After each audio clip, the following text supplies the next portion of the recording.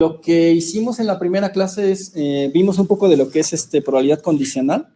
¿Se acuerdan de esa fórmula? Que era probabilidad de B dado A y que es esta intersección. Y luego vimos que este concepto de variable aleatoria, ¿se acuerdan que era una variable aleatoria? ¿Qué dijimos que era una variable aleatoria intuitivamente? Intuitivamente, básicamente, tú le das una variable y de ahí puedes los números, asignar los números de valores que tú gustes. Ajá. Por ejemplo, si haces de dos valores, es la de Bernoulli. Y básicamente es Exacto. como de, en este caso pasa este resultado y si no pasa este es el complemento del resultado. Sí, es como una forma de codificar. O sea, tienes un experimento que está dando resultados. Codificas. Codificas los resultados de ese experimento en numeritos. Y eso es muy útil para hacer cálculos. Entonces, y vimos este ejemplo de que tenías, por ejemplo, si lanzas una moneda, si sale cara, que sea 1. Si sale cruz, que sea 0, ¿no? Y de hecho, vimos también esta notación. Acuérdense que esta notación es muy importante, que la probabilidad de que ocurra un... Bueno, también vimos que las variables aleatorias pueden tener valores asociados. Ajá. Y esos valores asociados se pueden calcular. Y vimos esta notación de que dice, la probabilidad de que una variable aleatoria X tome este valor A y que una variable aleatoria Y tome este valor B, esta notación que está aquí, coma, con esta comita, es lo mismo que la probabilidad de que ocurra X igual a A y Y igual a B. Ajá. Entonces, ¿se acuerdan de esa notación? ¿Todo bien? Y vimos también cómo construir, por ejemplo, la tabla de distribución conjunta, ¿no? Si tienes, por ejemplo, dos variables aleatorias, vimos que ¿qué valores puede tomar una variable aleatoria de 0 y 1, ¿no? ¿Qué valores puede tomar una variable aleatoria de Y? 0 y 1. Y este recuadro, ¿sí se acuerdan qué significaba cada celda? Sí. Es la probabilidad de que, por ejemplo, en este recuadro, que X sea igual a 0 y Y sea igual a 0, ¿no? Y vimos cómo calcular a manita esos numeritos. Por ejemplo, hicimos este ejemplo de que si lanzaban una moneda y un dado, tienen esta tablita en la cual ustedes pueden barrer todos los resultados posibles y pueden ir contando en qué casos X fue igual a 0 y Y igual a 0. Y hicimos este cálculo también en la clase y todo esto lo vimos para que básicamente ustedes entendieran intuitivamente que estas tablitas de distribución conjunta se pueden usar para básicamente hacer predicciones, ¿sí? ¿Se acuerdan que vimos que entonces este ejemplo de que es un ejemplo muy básico, pero que tienes N canciones, tienes M usuarios, para todos ellos tú conoces si le gustó o no le gustó la canción 1, si le gustó o no le gustó la canción 2, y tienes una nueva canción que se llama Uprising, que igual tú sabes si le gustó o no le gustó a esos M usuarios. ¿Eso queda claro? ¿Se acuerdan de esta idea? Y vimos que si tienes, por ejemplo, un nuevo usuario M más 1 del cual tú quieres hacer una predicción, vimos que podías usar estas tablitas de predicción de probabilidad. O sea, lo que haces es que esta información la puedes codificar de tal manera que me adelanto un poquito aquí, en la que básicamente, en lugar de poner like, dislike, todo esto lo codificas con una variable aleatoria, ¿no? Entonces tienes algo como x1 hasta xn, y representa esta variable en la cual tú vas a predecir, y estos usuarios que están aquí son básicamente la información que tienes.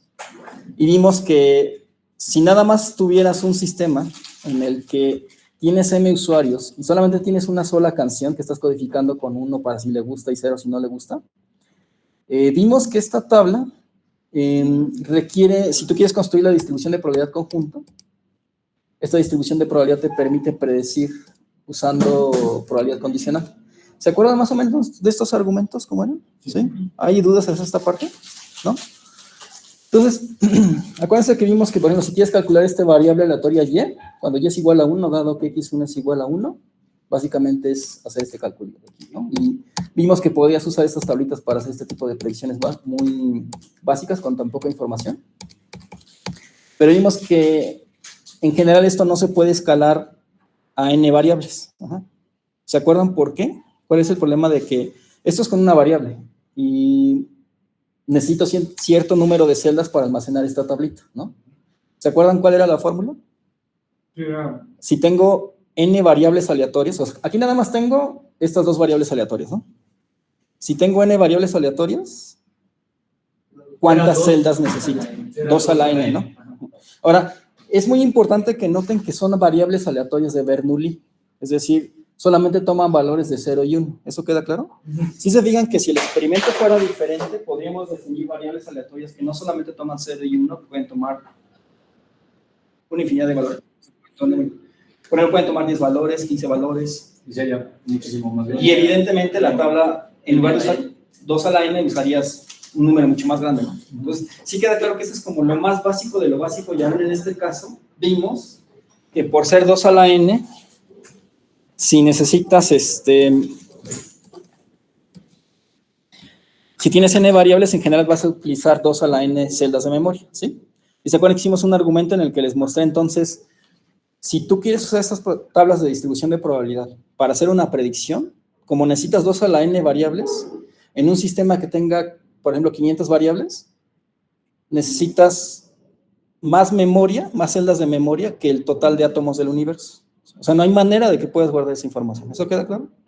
Entonces, esta teoría, aunque muy básica, nos permite hacer predicciones, pero de inmediato tenemos limitaciones en el sentido de que teóricamente podemos usar estas cosas para hacer predicciones, pero no nos alcanza la memoria para guardar esa información. ¿Se acuerdan de esos argumentos que hablamos la primera clase? ¿Sí? A ver, déjenme ver, nada más que hay alguien que se quiere conectar. Ahí está. Ahí está todo el mundo. Muy bien. Entonces, eso ténganlo en cuenta, porque entonces quedamos que, como necesitamos, si queremos usar estas técnicas, necesitamos mucha memoria. Entonces, no es intratable hacer estas técnicas, ¿no? Entonces, ¿qué es lo que podemos hacer en consecuencia? Bueno, pues lo mejor que podemos hacer es, vamos a construir una maquinita, que básicamente es la razón de por qué hacemos todo esto de aprendizaje de máquina. Lo que buscamos con este aprendizaje de máquina es tener modelos que hagan aproximaciones de las tablas de distribución de probabilidad. O sea, como no podemos guardarlas en memoria, tenemos que hacer una aproximación. Esa aproximación queremos que sea lo mejor posible, pero hay una limitación de memoria. Entonces, sí se entiende por qué necesitamos estas cosas. O sea, por qué estamos haciendo esto de aprendizaje de máquina y no simplemente nos concretamos a hacer unos cuantos cálculos basados en teoría de probabilidad básica. ¿Sí? Entonces, tengan en cuenta esto. Lo que voy a hacer ahorita es, pues voy a darles una intuición de cuál es esa aproximación que queremos usar. Ajá. Entonces, vamos a regresar aquí. Ah, no, perdón, eso ya se los mostré. Esto fue lo que vimos en Python y regresamos aquí a vectores aleatorios. ¿Okay? Entonces, lo que voy a tratar de hacer ahorita es, voy a tratar de mostrarles cuál es esa aproximación que usamos, dado que no podemos guardar en celdas de memoria la distribución de probabilidad conjunta, ¿sí? Esa aproximación que les voy a mostrar se llama modelo perceptrón. Y eso nos va a llevar al concepto de neurona, y eso nos va a llevar después al concepto de deep learning, y luego eso nos va a llevar más adelante a redes neuronales convolucionales, y luego vamos a ir a gráficas neuronales. Ajá, entonces, pasito a pasito. Pero para que se entienda todo lo que voy a hacer ahorita, tengo que igual ponerlos un poco en contexto para que no se me pierdan. Entonces, primero tenemos que ver un poquito de vectores aleatorios. Ajá. Entonces, sí les queda clara esta noción de que es una variable aleatoria, ¿no? Ya lo vimos ahorita. Es básicamente una forma en la que estamos codificando los resultados de un experimento, ¿sí? Y lo más básico es codificarlos con 0 y 1. Eso queda claro, ¿no? Entonces, voy a empezar a usar mucho esta notación para que no se me confundan. Entonces, ya vimos que pueden tener usted una variable aleatoria que, por ejemplo, les da 0 y 1 cuando lanzan una moneda, ¿no? O te da 0 y 1 si te gusta la canción 1 de tu catálogo de Spotify. O te da 0 y 1 si te gusta la segunda canción de tu catálogo de Spotify, y así sucesivamente, ¿ok? Entonces podemos tener n variables aleatorias, y tenemos esta notación que es un vector aleatorio. Si se fijan, en mi caso estoy usando como, o sea, X mayúsculas son para vectores aleatorios, perdón, para variables aleatorias, y esta notación que es como un X, como un poco cursivo, es para denotar un vector. Para que cuando lo vean así un vector, una variable ahí que está medio cursiva, es porque estoy denotando un vector. Ajá. Y básicamente, si digo X cursiva, estoy diciendo, tengo desde X1 hasta Xn variables aleatorias. ¿Se entiende la notación? ¿Sí? Entonces, sí, a ver, ¿hay alguna duda por acá? Creo que hay una duda por aquí. Sí. Profe, ¿está compartiendo pantalla? Ay, perdón, discúlpeme, no estoy. Gracias por avisarme. De todas maneras, estoy grabando la clase y se perdieron ahorita lo que estaba comentando, lo pueden revisar en la grabación que voy a subir al rato. Ajá. Ahí sí ya está viendo todo el mundo ahí en Iztapalapa mi pantalla, ¿verdad? Sí. Pensábamos que nada más estaba haciendo como una recapitulación de lo que habíamos. Ay, no, disculpen, estaba mostrando las diapositivas. Bueno, bien, seguimos aquí, ¿ok? Entonces, estamos ahorita con el concepto de vector aleatorio y entonces comentábamos que si ven esta X cursiva significa que es un vector aleatorio. Tenemos n variables aleatorias. ¿Queda clara esta notación cómo funciona? Ok. A ver, déjenme ver. Aquí hay alguien más que se quiere conectar. Sí, admitido. Okay. Entonces, fíjense, a veces también está esta notación, ajá. O sea, recuerden que las variables aleatorias son funciones que toman valores. Por ejemplo, si lanzo una moneda y X es la variable aleatoria que asigna 0 cuando sale cara y 1 cuando sale cruz, ¿están de acuerdo que esa variable aleatoria solita puede tener 0 o 1 de valor? Sí. Sí. Si toma 0, por ejemplo, diríamos aquí que esta variable aleatoria x1, que toma 0, 1, toma un valor específico, x minúscula, si lo ven. Este x minúscula es una manera de representar que toma un valor específico, a lo mejor 0 y 1, es como una constante para definir aquí que toma ese valor. ¿Sí se entiende la notación?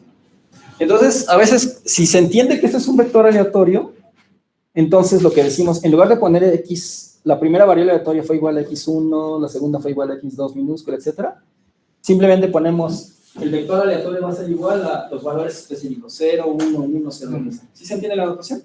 Ok. Entonces, a ver, para que se entienda.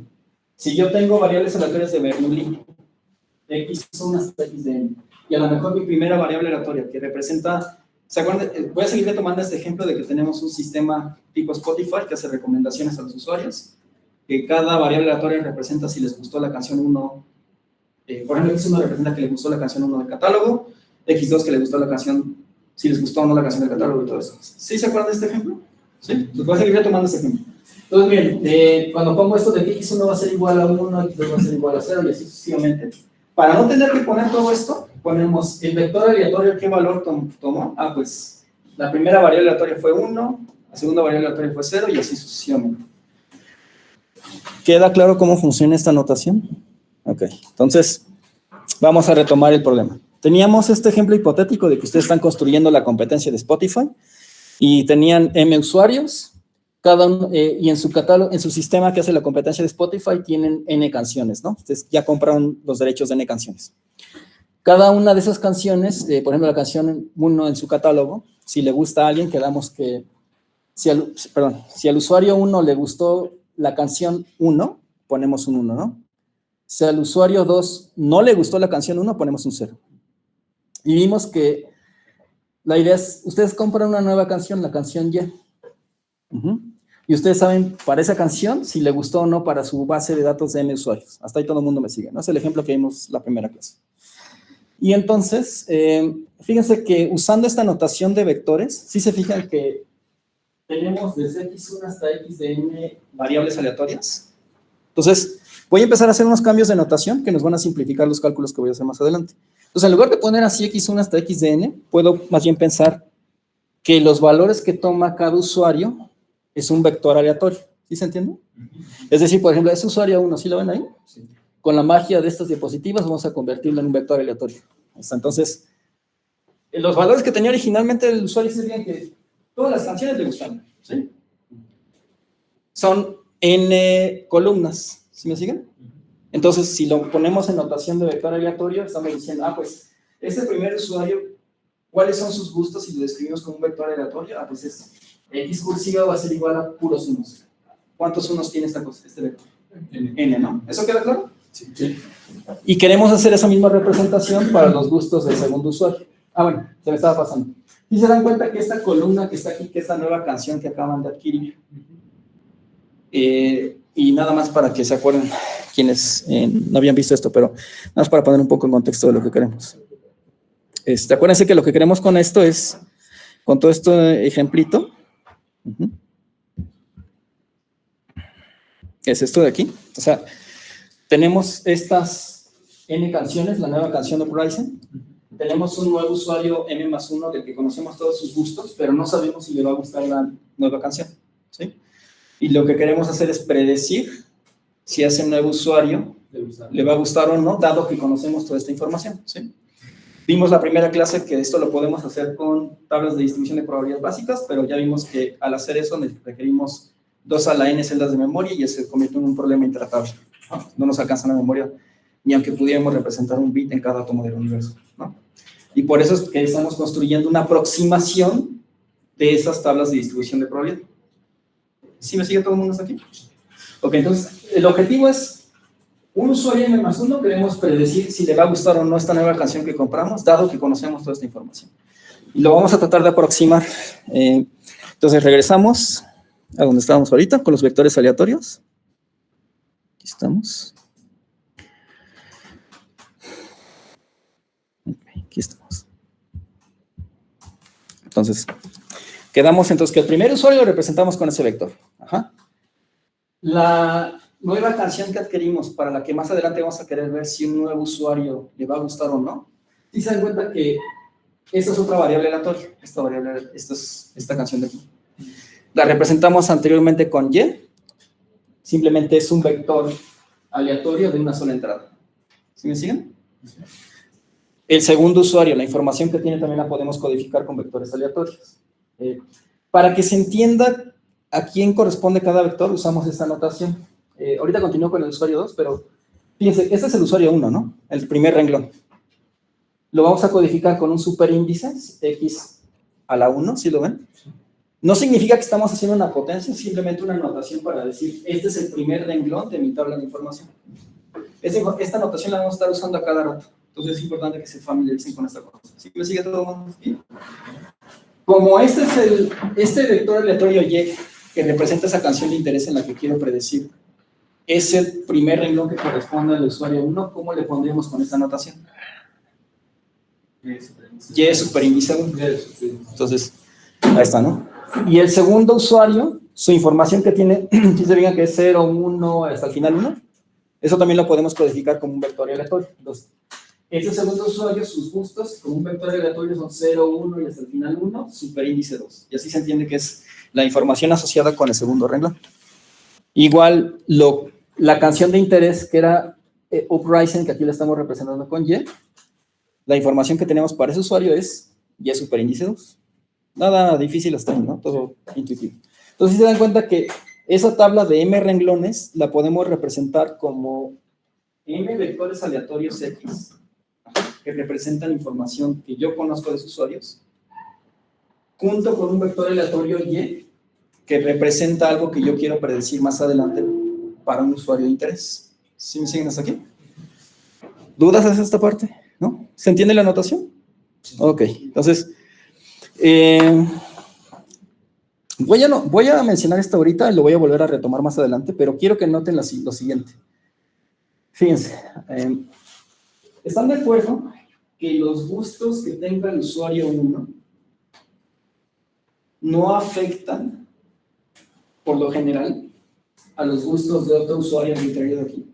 O sea, si a mí me gustan ciertos géneros de canciones, no necesariamente mis gustos que yo tengo se van a ver afectados por los gustos de otra persona. ¿Sí? O sea, cada persona tiene sus gustos de canciones, los en entradas representan esos gustos, ajá. Y esos gustos, o sea, lo que trato de decir aquí de manera intuitiva es, estos vectores aleatorios, la información que tienen es independiente de cada uno. ¿Se entiende la idea intuitiva hasta ahí? Sí. Tomen en cuenta eso, ténganlo presente y ahorita lo voy a volver a usar para un argumento. Ajá. Entonces, ahora, ¿por qué usamos esta notación con superíndice? Porque lo que vamos a ver cuando ya empecemos a trabajar más con estos mecanismos, es súper común usar esta notación porque este superíndice representa el renglón de esa tabla de información que tengo. ¿Y qué creen que significa este subíndice? La columna de ese renglón. Entonces, por ejemplo, a ver si se alcanza a ver. Voy a poner aquí con el ratón. ¿Sí se fijan que estoy poniendo aquí el ratón? Con la notación, tomando que X son los vectores aleatorios, ¿cómo dirían, con esa notación que les acabo de mostrar, esta entrada que estoy apuntando aquí con el ratón y que estoy señalando con mi dedo?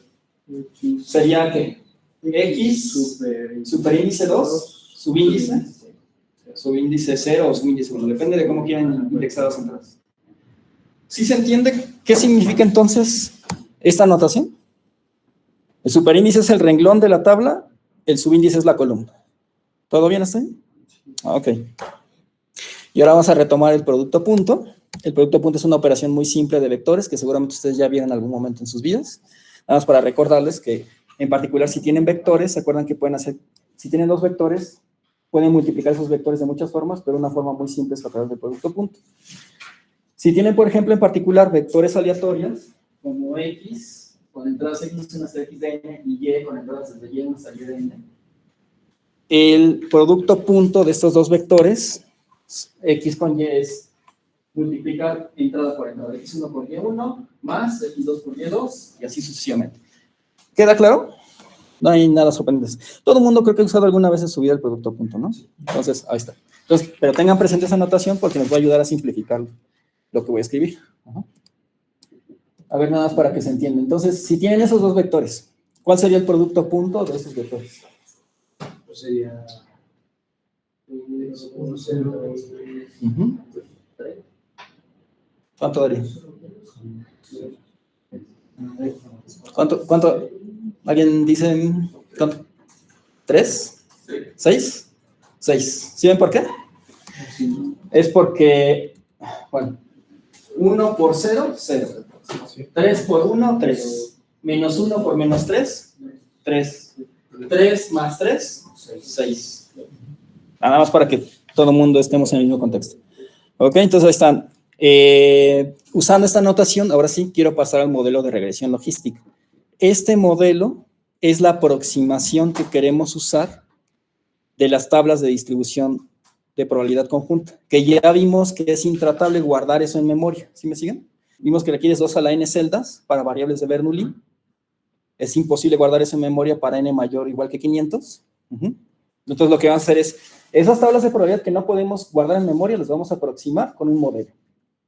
Va a aparecer incluso una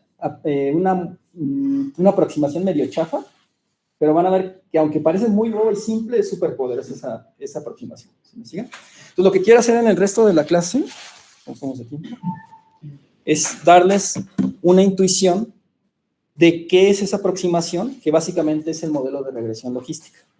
¿Sí me sigue todo el mundo hasta aquí? Ok, entonces, para que se entienda cómo funciona este modelo de regresión logística, vamos a retomar una función muy bonita que se llama la función sigmoide. Es la que estoy poniendo aquí en pantalla.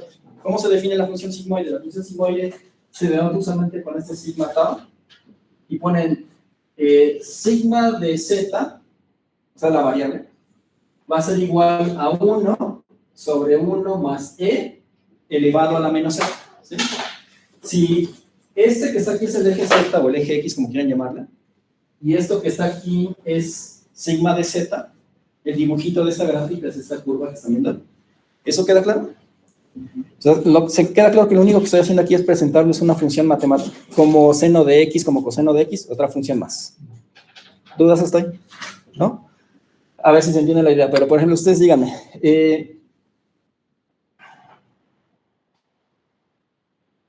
¿qué valores tiene, ¿se acuerdan de lo que es el dominio de una función? ¿Qué era el dominio de una función? Todos los valores que puede tomar. Todos los valores que puede tomar en este eje, eje X, o en este caso le estamos llamando eje Z. ¿Sí? ¿Cuál es el dominio de esta función? ¿Se alcanzan a ver? Sí, Desde menos infinito a infinito. ¿Qué quiere decir eso? O sea, quiere decir que cualquier número que tú la avientes es válido. ¿Sí me siguen? O sea, es una función que no importa el número que tú metas, te va a dar un numerito. ¿Eso queda claro? Y ahora, ¿cuál es el valor que tiene en el contradominio? ¿Cuál es el rango, su rango de esta función? ¿Sí se acuerdan qué era el rango? Desde 0 a 1.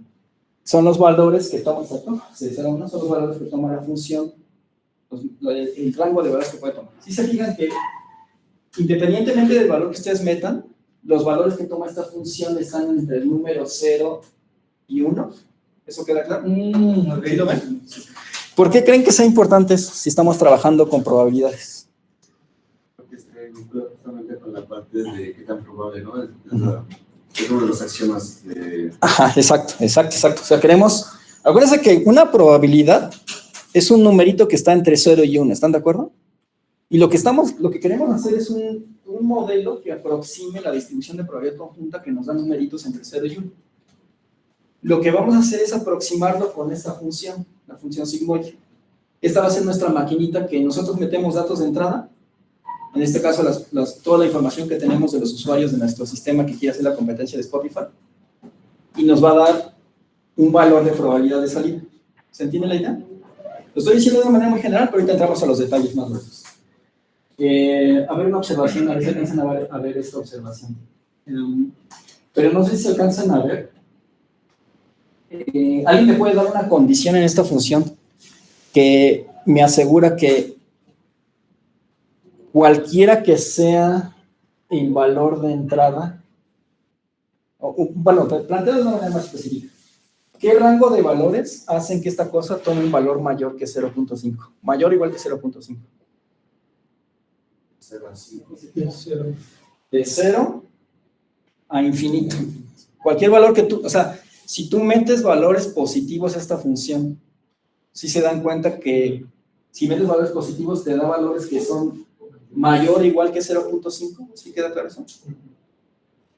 Y si meten valores negativos, ¿qué hace esta función? ¿Qué números te regresa? Números que son menores que 0.5. ¿Eso queda claro? Eso nada más téngalo en cuenta ahorita y más adelante va a salir para un truco. ¿Dudas hasta aquí de cómo funciona la función sigmoide? ¿No? ¿Todo bien? Ok, entonces continuamos con el modelo de... Esto que les mencioné no es el modelo de regresión logística. Ajá. Nada más es la función que vamos a usar ahora sí para plantear el modelo de regresión logística, que es la aproximación a la distribución de probabilidad conjunta que les mencionaba en la primera clase. ¿Sí? ¿Cuál es el modelo? Nada más para que entiendan esa notación, por si no se acuerdan, pero miren, acuérdense que la idea original era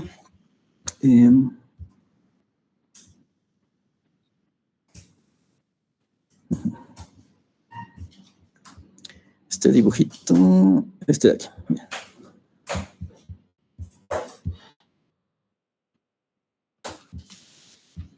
Entonces, acuérdense que lo que queremos es esto. Estamos viendo nuestra información de entrada de los M usuarios. Cada columna son variables aleatorias que ahorita vimos que los podemos representar como vectores aleatorios. Queremos predecir si a este nuevo usuario del que conocemos toda esta información le va a gustar o no esta nueva canción. ¿Se acuerdan de eso? ¿Se acuerdan que vimos que este valor que está en esta celda de aquí, si ustedes lo quieren calcular con probabilidad condicional, voy a ponerlo aquí con Sublime.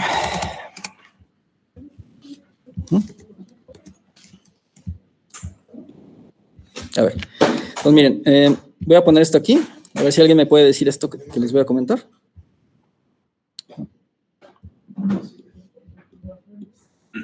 Entonces, fíjense. Ok, entonces, ¿qué es lo que yo quiero calcular en esta celda en términos de probabilidad?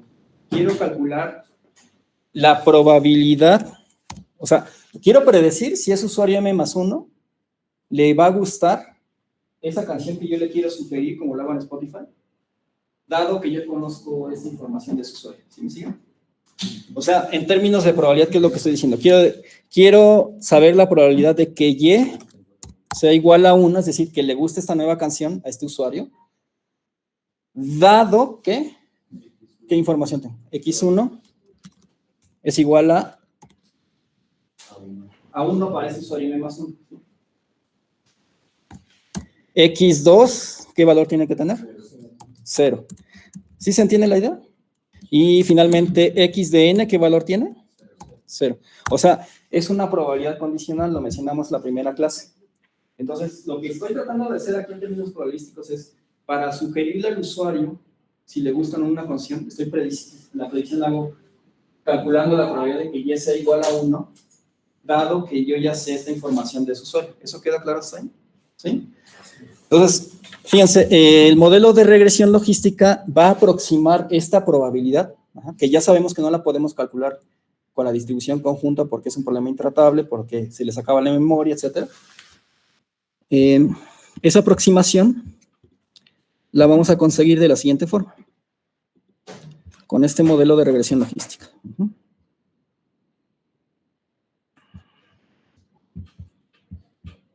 Entonces, fíjense, la aproximación que vamos a hacer es, tú quieres calcular si le va a gustar esa canción, dado que conoces estos valores para los gustos de su usuario. El valor que puso ahí. ¿Sí me siguen?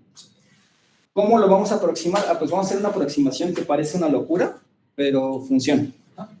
Vamos a decir, pues esta probabilidad va a ser igual a un modelo, una función que voy a proponer. ¿Cuál va a ser esa función? Bueno, yo necesito que esta cosa de probabilidades, ¿están de acuerdo? Pues tengo que proponer una función que me dé números entre 0 y 1. ¿Qué función ya vimos que hace ese tipo de cosas? La sigmoide. La función sigmoide, entonces voy a decir, mi aproximación esta probabilidad que quería calcular, la aproximación que hago es, esto va a ser igual a la función sigmoide, que me da ceros y unos, evaluadas en un término z.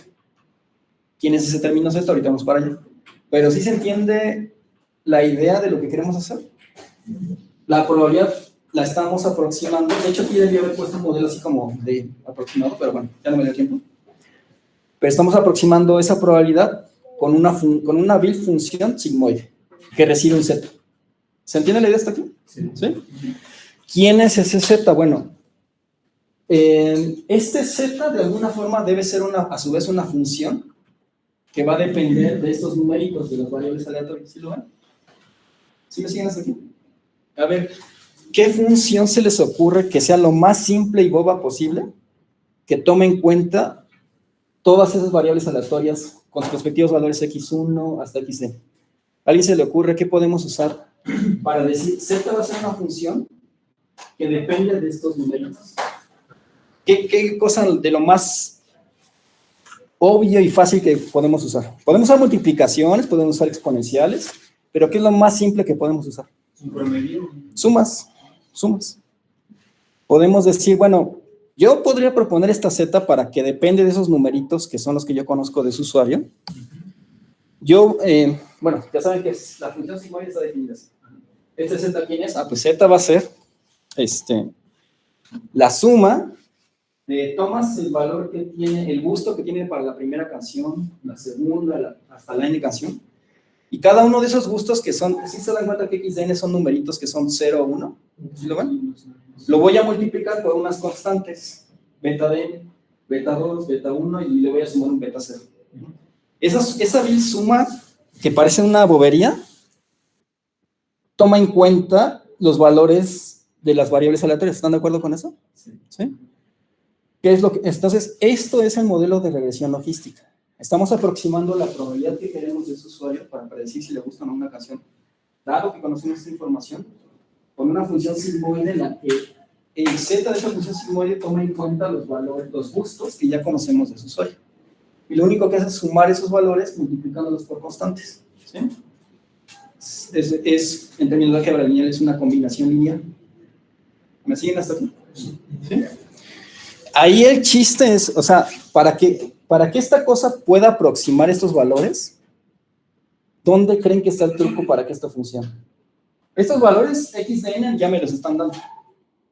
Entonces, ¿qué es lo que tengo que mover para que esta cosa pueda predecir la mayor cantidad de casos? Los betas. Los betas son lo que yo tengo que determinar para que esta aproximación funcione. ¿Se entiende esta idea? Sí. Ok. Entonces, determinar esos betas va a ser una buena parte del problema de esta aproximación. Pero al menos ahorita quiero que les quede claro que esto es el modelo de regresión logística. Aproximar esa probabilidad con esa sigmoide, con ese valor de z. ¿Queda claro qué es este modelo? ¿Sí? Ok. Entonces, muy importante, tomen en cuenta que la aproximación que hicimos solamente es cuando y es igual a 1. ¿Sí lo ven? No, esta aproximación no es para cualquier valor de y, solamente es cuando y es igual a 1, es decir, sí le gustó la canción. Entonces, esto que puse aquí, con todos estos numeritos y etcétera, lo podemos reescribir de manera bonita con vectores aleatorios y el producto punto. Para no escribir tantas cosas. Entonces, acuérdense que tenemos el producto punto, ¿no? Entonces, imagínense que tienen un vector que le voy a llamar beta negrita, que es igual a las constantes beta 1 hasta beta d. Si se dan cuenta que no estoy tomando en cuenta el beta 0 que teníamos en el z. Y voy a tener este vector que es x1 hasta xdn, que son los valores, los gustos que yo conozco de un usuario en particular. ¿Sí se entiende? ¿Cuál sería el producto punto de beta con x? Beta 1 por x1 más beta 2 por x2 y así sucesivamente. Eso es muy obvio, ¿no? Es decir, si yo pongo beta vector por X vector, recordando esta notación, eso es lo mismo que hacer esta suma, ¿eso queda claro? Y usando esa notación, eso me permite simplificar un poco la fórmula en términos de notación. Entonces yo puedo hacer que este modelo de regresión logística, cuando quiero aproximar, cuando y es igual a 1, dado que conozco este vector aleatorio, es lo mismo que 1, bueno, ¿se acuerdan? Esto que está aquí, para que se entienda, este X que está aquí, es, o sea, ¿sí se dan cuenta que estos X de N que están aquí, es ese vector aleatorio X? ¿Sí? Entonces lo que estoy poniendo ahí es la probabilidad de que Y sea igual a 1, dado que conozco estos valores para este vector aleatorio, es la función sigmoide, ¿no? La función sigma de z. Pero aquí es igual sigma de z. Es, a ver, me regreso acá para que me entiendan. La función sigma de z es 1 sobre 1 más e elevado a la menos z, ¿sí? Donde z es esta cosa que está aquí, ¿sí? Sabiendo lo que les acabo de mostrar, ¿cómo describirían a z en términos de producto punto? Beta 0 más el producto punto ¿de quién? El vector beta con el vector x, donde el vector x son estos valores que yo sé. Vector aleatorio x, ¿sí me siguen? Sí. Entonces, regresando, por eso es que tenemos esta notación en la que decimos, bueno, la probabilidad de que y sea igual a 1, dado que conozco ese vector x, es lo mismo que 1 sobre 1 más e elevado a la menos z, pero ya vimos que z se puede escribir así. Sí. ¿Dudas de esta parte? No. ¿Queda claro? Entonces, tomen en cuenta esta fórmula porque ya muchas veces en el aprendizaje de máquina, como a cada rato tenemos renglones que representan vectores, es más fácil usar esta notación con productos puntos que estar escribiendo un montón de x1, beta 0, x2, beta 2 y así sucesivamente. ¿Sí me siguen? Sí. ¿Dudas? ¿No? Eso nada más fue para representar de una manera más bonita el modelo de regresión logística. A ver si se entiende la idea. Así es como lo representamos con vectores aleatorios. Supongan que saben que para el primer usuario, sus gustos están dados por este vector aleatorio. 1, 0, 1, 0. ¿Sí lo ve todo el mundo?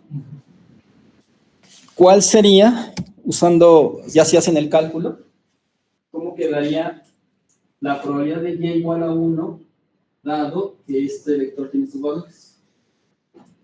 Asuman que las betas son beta 0, beta 1, beta 2 y así sucesivamente. ¿Qué tendría que escribir ahí? A ver, ¿cómo quedaría? A ver, ¿de acuerdo a esta formulita? Es 1 sobre ¿qué cosa? 1 más e elevado a la menos ¿qué cosa? Z o en este caso. Beta 0 más beta 1 por el primer valor de x. ¿Cuál es el primer valor de x? 1. Más este vector, perdón. Beta 1, beta 2 por 0, ¿sí? Más beta 3 por 1, más beta 4 por 0. Entonces al final les va a quedar una expresión que depende de esas betas y de esos x. ¿Sí se entiende cómo funciona? Sí, sí. ¿Sí? Nada extraordinario, ¿no? Ok. Y para el usuario 2, igual ustedes, si usan este modelo, si este vector representa sus gustos, igual pueden sustituirle en la formulita y obtener una fórmula que depende de los betas y los x1 que están ahí. ¿Queda claro? Sí. ¿Sí? Todavía no les he dicho cómo calcular esos betas. Nada más estamos asumiendo que aproximamos esas probabilidades con este modelo y estamos cruzando los dedos de que funcione. Okay. ¿Sí me siguen hasta aquí? Ok. Estamos. Ahora, yo les mencionaba que el modelo de regresión logística, y es muy importante que se lo tengan en cuenta, el modelo de regresión logística solamente es cuando la variable aleatoria y es igual a 1. ¿Cómo calculamos? Bueno, y estamos asumiendo que esa variable aleatoria y es una variable de Bernoulli. Es decir, ¿qué valores están? 0 y 1. ¿Qué pueden hacer para calcular esa probabilidad si y es igual a 0? O sea, imagínate que tú sabes cómo calcular esto, o sea, que esta aproximación funciona. ¿Cómo calculas la probabilidad cuando y es igual a 0? Con el complemento. Acuérdense que está esta formulita de probabilidad de que si tú sumas cuando y es igual a 1, la probabilidad, y le sumas cuando y es igual a 0, con los mismos vectores de información, eso tiene que ser igual a 1. Entonces, ¿cómo calculas cuando y es igual a 0? 1 menos esa aproximación. ¿Queda claro hasta ahí cómo estamos haciendo esos calculitos? ¿Okay? Muy bien. Entonces, regresamos. Ya vimos que el modelo de regresión logística es básicamente esta aproximación que estamos haciendo con la función sigmoide y SZ. ¿Sí? ¿Cuál es el problema? Determinar los betas. No les he dicho cómo determinar los betas. ¿Sí me siguen? Entonces, para que esa aproximación funcione, de alguna forma tenemos que calcular esos betas para que esta aproximación que estamos haciendo con la función sigmoide sea lo más cercana al valor real que tendría esa probabilidad. ¿Sí se entiende lo que queremos hacer? Y entonces ahí tenemos que definir, bueno, pero ¿qué significa eso de que estos parámetros sean los mejores para aproximar este valor? ¿Sí se entiende? ¿Sí se entiende a lo que quiero llegar ahorita? Quiero argumentar por el criterio que vamos a usar para definir qué significa que estos valores sean los mejores posibles. ¿Sí me siguen hasta aquí? Entonces, ¿qué significa que esos betas sean los mejores parámetros? Bueno, hay varias maneras de dar esa definición, pero una definición que es bastante útil es usar lo que se conoce como verosimilitud, que es otra cosa de probabilidad. Entonces, ¿qué es verosimilitud? Verosimilitud es, suponte que tienes estos vectores aleatorios en entradas, ¿no? O sea, ¿sí se entiende que este X superíndice 1 es el primer renglón, X superíndice es el segundo renglón de tu tablita? ¿Sí me siguen hasta aquí? Sí. Entonces, y ya vimos que en la misma tabla tenemos una variable aleatoria Y, vectores Y superíndice 1 es el gusto que tiene este usuario para esa canción que queremos predecir, ¿sí? Y2 es el gusto que tiene este usuario 2 para esa canción que queremos predecir. Hasta ahí todo bien, ¿no? Entonces, la verosimilitud, en inglés se dice likelihood, es, lo vamos a definir de la siguiente manera. Es la probabilidad de que tú hayas observado que le gustó la canción que tú quieres predecir, si le va a gustar o no a alguien, es la probabilidad que observes el valor en tu tablita, que observes este valor Y para el primer usuario, este valor Y para el segundo usuario. O sea, los valores reales que tú observaste de estos 10, de la que vas a predecir, dado que ya conoces esta información de tus usuarios. ¿Sí se dan cuenta que X superíndice 1 es la información que tú conoces del primer usuario, X superíndice 2 del segundo usuario? ¿Sí me siguen hasta aquí? Sí. O sea, ¿qué estamos, ahorita olvídense este que está a la izquierda, ¿qué estamos diciendo con esto de aquí? ¿Qué estamos diciendo? Estamos tratando de calcular la probabilidad de ¿qué? En términos simples. La probabilidad de observar los valores en la columna Y, dado que, ¿qué cosa? Los gustos de cada que conoces estos gustos para las personas. ¿Sí? O sea, vamos a ver la tablita de nuevo.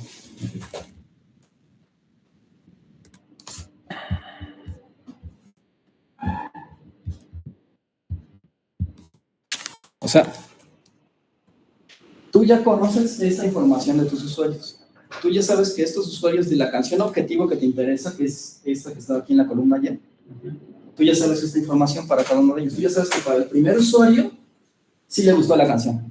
Para el segundo usuario no le gustó la canción. Y así sucesivamente. ¿Sí se entiende? La verosimilitud es, si yo te doy estos parámetros beta, esos parámetros beta que son de la regresión, ¿cuál es la probabilidad de que usando esa aproximación tú observes estos valores que ya conoces con esos beta que estás aproximando? ¿Sí se entiende la idea? Lo vuelvo a repetir.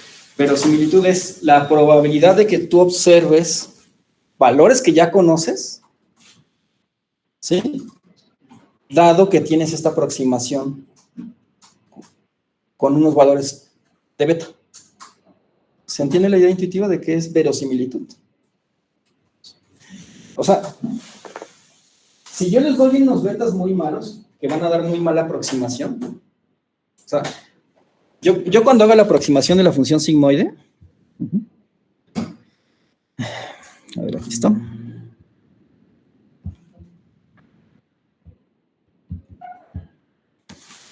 Bien, si yo les digo unos betas aquí arbitrarios, probablemente es una muy mala aproximación. ¿Sí se entiende? Si esa aproximación es mala, ¿qué va a pasar? Vas a ver los valores que tú ya conoces cuando hagas la aproximación. ¿No? Entonces, ¿cuál es la probabilidad de que tú veas los valores que ya conoces con una mala aproximación? ¿A qué va a tender esa probabilidad? ¿Alguien sabe? Cero. ¿Sí ven por qué? O sea, si yo te doy una mala aproximación, vas a sacar valores que no se corresponden con tu tabla de datos. ¿Están de acuerdo con eso?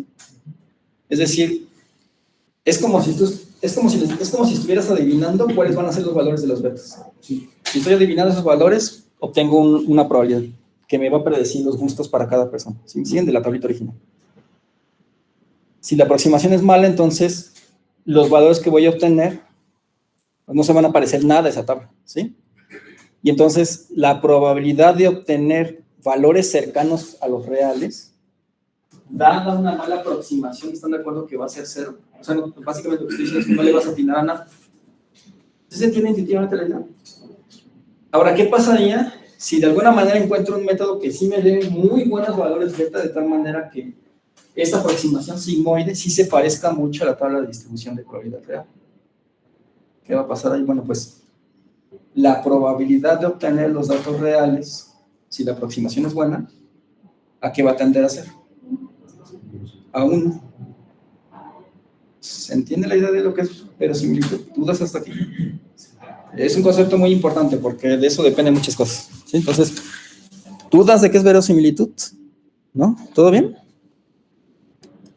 Entonces, esa es nuestra definición de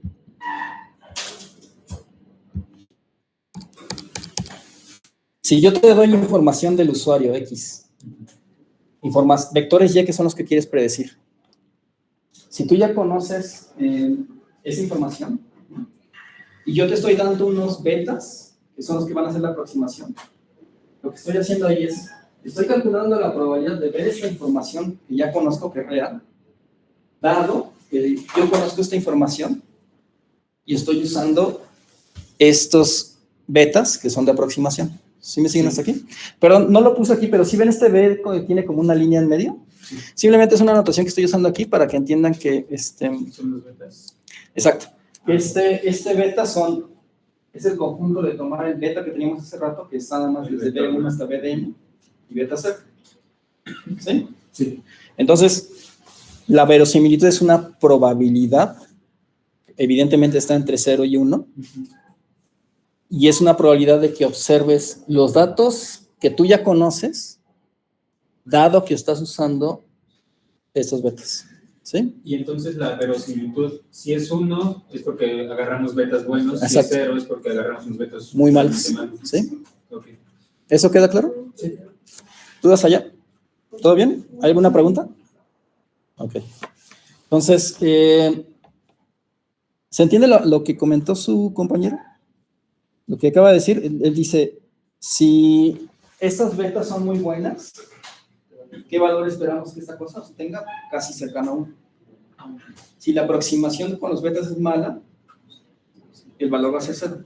Si se dan cuenta que pueden pensar que la verosimilitud es una función, por eso le ponen aquí L de likelihood en inglés, verosimilitud, que depende de unos parámetros beta, y que depende de cómo muevan esos parámetros, esa función va a tomar valores entre 0 y 1. ¿Eso queda claro? ¿Por qué? Entonces, ¿qué es lo que quieres hacer? O sea, a ver si alguien me puede dar este criterio, pero ¿qué es lo que tienes que hacer si tú quieres tener buenas betas, si conoces esta función? ¿Alguien se acuerda de algún criterio que uno puede usar Si yo te doy una función que tiene ciertos parámetros, ¿cómo maximizas el valor de esa función?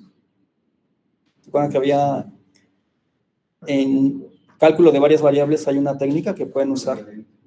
Calculan el gradiente. ¿Se acuerdan de eso? ¿No? Bueno, no, miren. Piénsenlo. ¿Se acuerdan que vieron máximos y mínimos, no? ¿Se acuerdan que vieron máximos y mínimos en la prepa o en la universidad, no? En cálculo, ¿sí? Si yo te doy una función que depende de ciertos parámetros, con máximos y mínimos, tú puedes encontrar cuándo esa función alcanza el valor máximo, dado que depende de ciertos parámetros. ¿Sí me siguen? Bueno, eso es cuando nada más tienes un solo parámetro. Si tienes muchos parámetros, estás en el dominio de cálculo de varias variables, como es en este caso.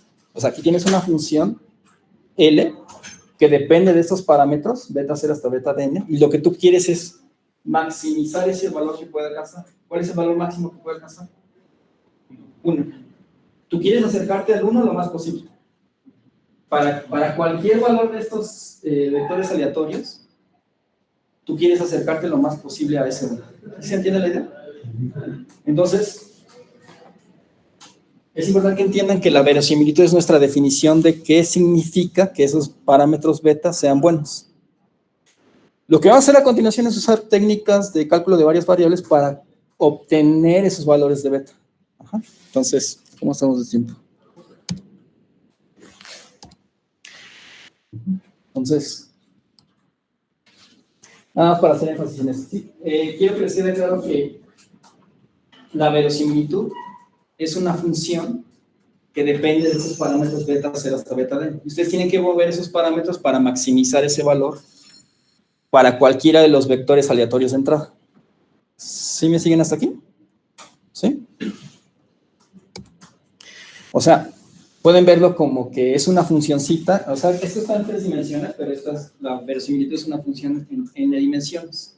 Pero para que se entienda la idea, es una función en la que ustedes quieren encontrar este punto máximo, ¿sí? Va a haber ciertos parámetros que cuando ustedes los metan, ciertos parámetros de betas, que van a darles o van a acercarles a ese parámetro máximo, a ese valor máximo. ¿Sí me estoy explicando hasta aquí? ¿Hay alguna duda? ¿No? A ver. Entonces, nuevamente el problema, o sea, ya, nuestra definición de qué tan buenos son los parámetros se basa en la verosimilitud. Que básicamente es, si mi probabilidad, si este numerito, si esta función es igual a 1, significa que son parámetros buenos. Si es igual a 0, son parámetros malísimos. Ajá. Y está basada en probabilidad. Ajá. Entonces, nuevamente el problema sigue siendo, bueno, si esta es mi función, ¿cómo calculo esos parámetros beta? Ajá. Bueno, para empezar, es muy difícil calcular esta probabilidad que está aquí, así como está en esta forma. Es decir, estamos queriendo calcular una probabilidad de que ya sabemos que este es el valor para el primer usuario, para el segundo usuario, dado que conocemos toda esta información y dado que estamos dando estos parámetros, ¿sí? Es muy difícil calcular este numerito de aquí, ajá, con técnicas básicas de probabilidad. Entonces aquí es donde hacemos una hipótesis, es medio salvaje, pero funciona. Y la hipótesis es, vamos a asumir que la información de cada usuario no afecta a la información de otro usuario. Es una suposición más o menos razonable. Es decir, regresando a las tablitas de Spotify. Pero, ¿no habías dicho que son independientes? Exacto, es justamente la observación que quiero retomar. Ajá. O sea, justamente quiero retomar la observación que les mencionaba al principio de la clase. Les dije, noten que si tenemos esta tablita con lo que le gusta a cada persona, están de acuerdo que los gustos usualmente, pero pues, hay cierta restricción, pero si a un usuario le gustan ciertas canciones, esos gustos muy probablemente no afecten a los gustos de otra persona que está en otra parte del mundo. ¿Están de acuerdo con eso? Sí. ¿Sí?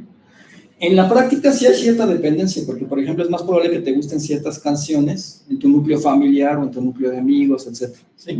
Sí hay cierta interdependencia, pero la hipótesis que hacemos para simplificar los cálculos es, bueno, asume que la información de cada renglón no le afecta los valores que hay en los otros renglones. ¿Sí se entiende la idea? Sí. Si hacen esa suposición, es muy fácil calcular esta probabilidad que les decía aquí.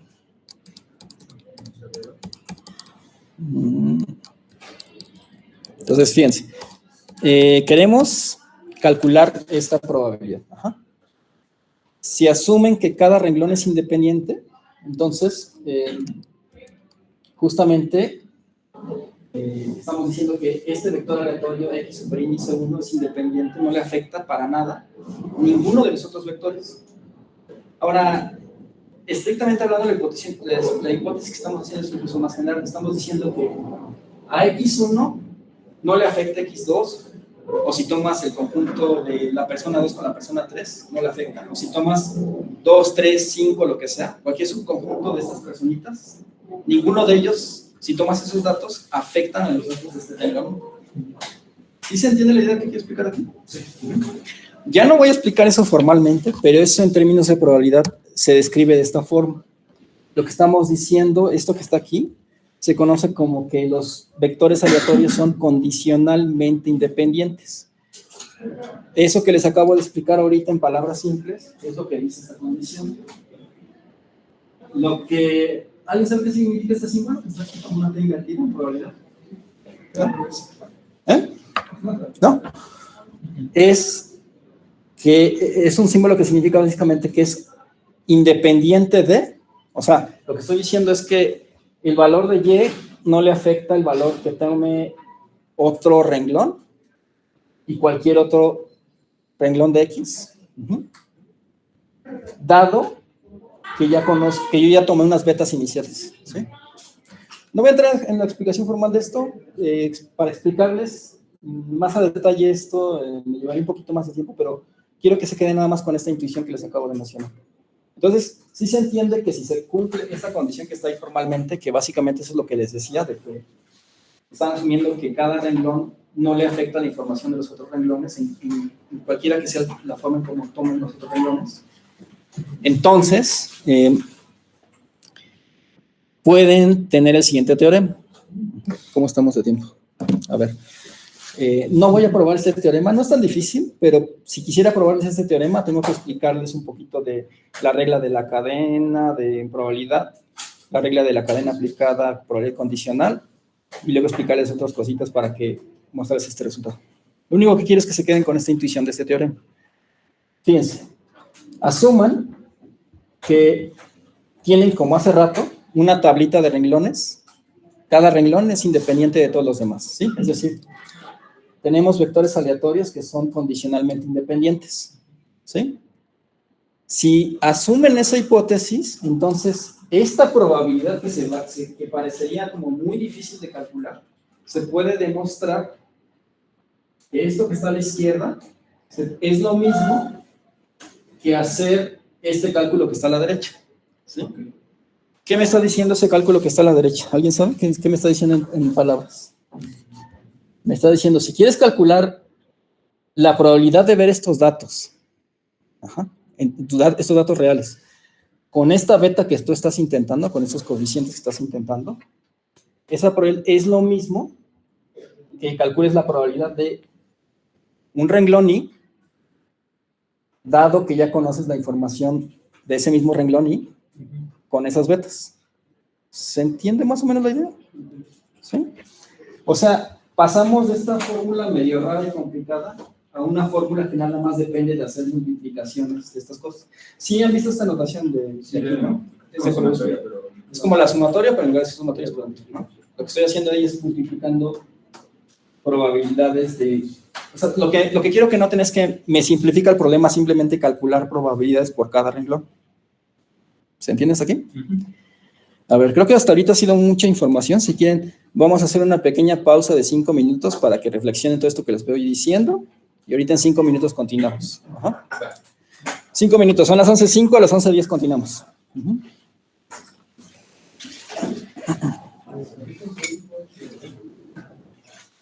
A ver, si acá en Iztapalapa hay alguna duda. Perdón, discúlpame, Osmar, no había visto tu comentario. ¿Tienes alguna duda, Osmar? No, profe. Excelente. Y es que la probabilidad de todos Es lo mismo la probabilidad de cada renglón y hacer el producto de cada uno de ellas. Perdón, se cortó lo que comentaste, no te entendí. Es que tengo, pero calcular las probabilidades, Ajá. tengo que calcular la probabilidad por cada Sí, de cada uno de ellas. Sí, o sea, tú te refieres a esta fórmula de aquí, ¿no? La que está aquí. Sí, a lo último. Sí, lo que me está diciendo es, si quieres calcular esta probabilidad que básicamente me da qué tan buenos son esos parámetros beta, eso es lo mismo que calcular por cada renglón qué tan buenos son los parámetros. Más o menos la identidad. Okay. ¿Sí? Ok, ahorita Sí. entramos un poco más a detalles, pero es la identidad. Ajá. Sí. Ok. ¿No? Ahorita son las 11:07 y ahorita las 11:10 continuamos.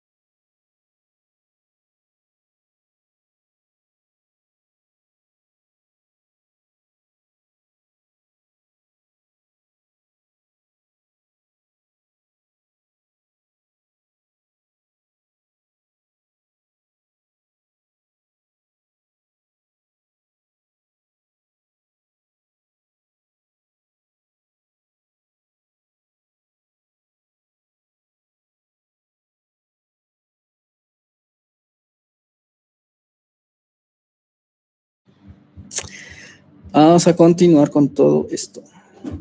Pues, recapitulando lo que hemos hecho hasta ahorita. Bueno. Quedamos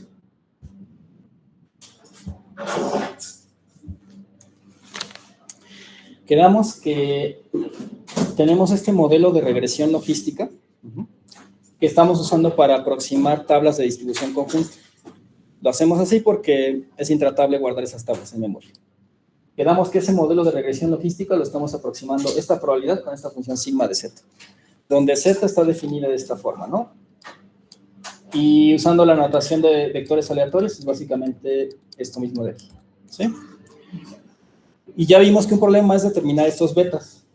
Dependiendo de los valores de betas, es qué tan buena es la aproximación. Para calcular esos valores de beta, hemos introducido este concepto de verosimilitud.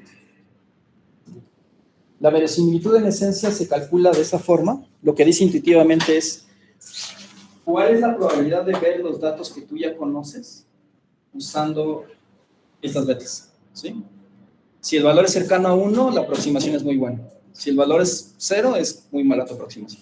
¿Sí entiendes aquí? Lo que queremos es usar algún mecanismo de que yo voy a mover esas betas de tal manera que le voy moviendo para que esta probabilidad se maximice, se acerque lo más posible al 1. ¿Sí me siguen? Para cualquiera de esos valores. Entonces, en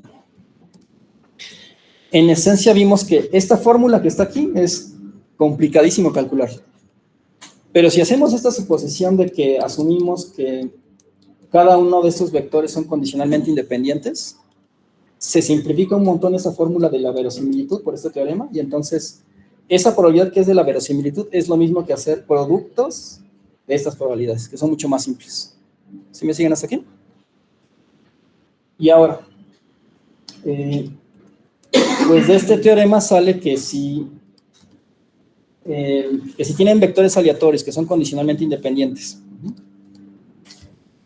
si quieres calcular la verosimilitud, en lugar de calcular este numerito que teníamos hace rato, este de aquí, por este teorema es lo mismo que calcular este producto de probabilidades. ¿Todo el mundo me sigue hasta aquí con esta intuición? ¿Sí? No hemos dicho cómo calcular esas probabilidades todavía, pero ya estamos aquí. Pero hemos estado usando un montón de herramientas teóricas para poco a poco irnos acercando a eso. Tenemos una función que depende de las betas, que queremos maximizar sus valores. Ya vimos que una manera de simplificar ese cálculo es haciendo esta hipótesis con los vectores aleatorios y tenemos esta formulación. ¿Ah? ¿Hasta ahí dudas? ¿No? Ok, entonces, algo que es un poco teórico, pero fíjense. Estas betas en el modelo se usan para hacer el cálculo de las probabilidades, ¿no? La idea es que yo te doy las betas y ya son constantes. ¿Sí me siguen? Y tú haces tus numeritos para calcular esos valores. Si tú asumas que esos, o sea, lo que vamos a hacer es, vamos a usar una técnica que me va a dar los mejores betas constantes. Ajá. Pero imagínate que tú ya sabes esas betas constantes que maximizan esta cosa. ¿Sí me siguen hasta aquí? Si tú ya sabes esas betas y son constantes, entonces, esta probabilidad, que es esta formulita que está aquí, la probabilidad de este vector y, que depende del renglón y con estas betas, si estas betas son constantes, en probabilidad se puede mostrar que esto es lo mismo que básicamente calcular esta probabilidad. ¿Sí me siguen hasta aquí? Lo que les estoy mostrando es que si tú asumes que las betas ya son una constante, tú ya me diste esos numeritos. ¿Quién sabe cómo los determinaste? Pero ya me diste esos números. ¿Sí me siguen? Entonces, esta probabilidad que dependía de esta beta, que es una constante, es lo mismo que calcular esta probabilidad que está aquí. ¿Sí me siguen hasta aquí con estas ideas? ¿Hay dudas? ¿No? Entonces, ¿a qué voy con esto? Bueno, hay otra observación también importante. Fíjense, acuérdense que el modelo de regresión logística solamente es cuando la variable y es igual a 1. ¿Sí? Entonces, cuando y es igual a 1, quedamos que la aproximación que estamos usando es con esta formulita que está aquí. Ajá. Entonces, lo que en esencia nosotros queremos es,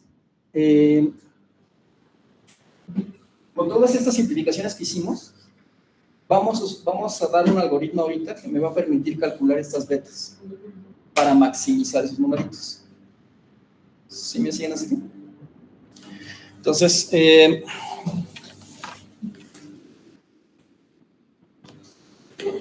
este es el algoritmo de máxima verosimilitud. La idea intuitiva es básicamente, es un algoritmo que nos deja calcular las mejores betas posibles para hacer esta aproximación. ¿Sí? ¿Cuál es la idea?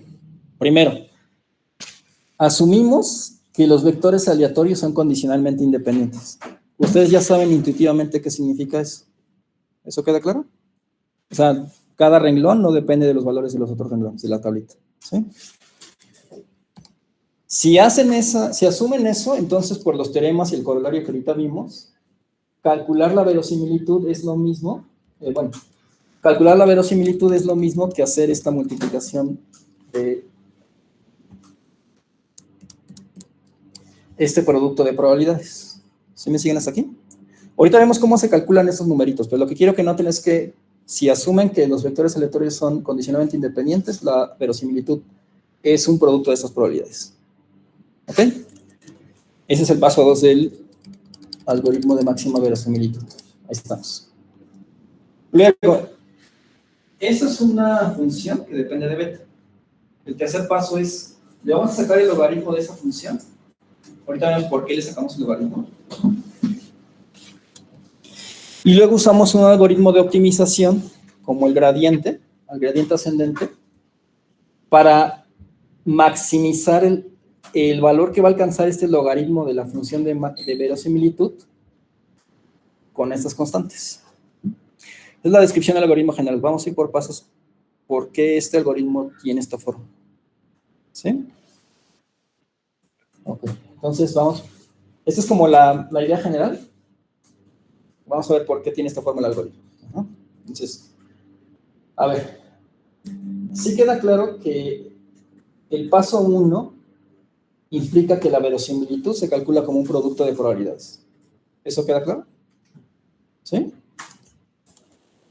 Entonces, cuando asumíamos que cada renglón no depende de los demás, pues pasa que la verosimilitud es este producto de probabilidades que, si por un momento asumen que ya les dieron los betas que maximizan, entonces ocurre que el calcular esta función que depende de estos betas es lo mismo que hacer este producto de estas probabilidades. Ajá. Eso es el paso 2. Y lo que queremos es calcular esos valores de beta, los mejores posibles. Entonces, lo que hacemos en el paso 3 es que vamos a calcular de esta función de máxima verosimilitud, que ya sabemos que es un producto de probabilidades, y vamos a calcular el logaritmo. A ver, aquí están en marco. ¿Están de acuerdo que esta función, que es la verosimilitud, si yo le aplico un logaritmo a esa función, obviamente sigue siendo una función que depende de beta? ¿Están de acuerdo con eso? Ahora, ustedes dirán, bueno, pero es como un poco arbitrario querer de esa función que vamos a trabajar, que es la verosimilitud, sacar del logaritmo, porque estamos haciendo eso. ¿No? Ahorita vamos a esa parte. Pero noten que si ustedes toman el logaritmo de la verosimilitud, que ya sabemos que la verosimilitud es este producto de probabilidades, ¿qué propiedad conocen de los logaritmos con las multiplicaciones? Exacto. Y el logaritmo de estos productos se convierte en ¿qué? En sumas. Entonces, si sacan el logaritmo de esos productos, van a obtener sumas de logaritmos de estos numeritos, de estas probabilidades. Todavía no hemos visto cómo calcular, solamente quiero que entiendan la idea de este truco. Sí queda claro que si sacamos el logaritmo, los productos que íbamos a calcular se convierten en sumas de logaritmos. ¿Eso queda claro? Bueno, y también noten esta notación. Cuando pongo doble L, significa el logaritmo de la función de verosimilitud. Si pongo una sola L, es la función de verosimilitud que vimos ahorita. ¿Sí se entienden las diferencias de estas dos notaciones? ¿Okay? Entonces, el paso 3 es, tomo la verosimilitud y le calculo el logaritmo. Y ya vimos que eso me da sumas de logaritmos. Pero ¿por qué hacemos ese paso? ¿Cuál es el chiste de hacer eso? Eso tiene que ver con un aspecto computacional muy básico. A ver, vamos a ver. Imaginen que tienen un número A que vale 0.001, ¿sí? Y tienen un número B que vale 0.003. Y tienen un número C que vale 0.09, ¿sí? ¿Qué pasa si multiplican esos tres números? Como son muy chiquitos todos, cuando los multipliquen los tres van a tener un número todavía mucho más chiquito. ¿Sí me siguen hasta aquí? Aquí tenían dos ceros al principio. Al multiplicar estos tres números, ¿cuántos ceros obtuvieron?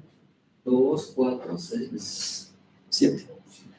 Y si multiplicara por otro número D, que igual tiene dos decimales, van a ver que este número se va haciendo cada vez más chiquito.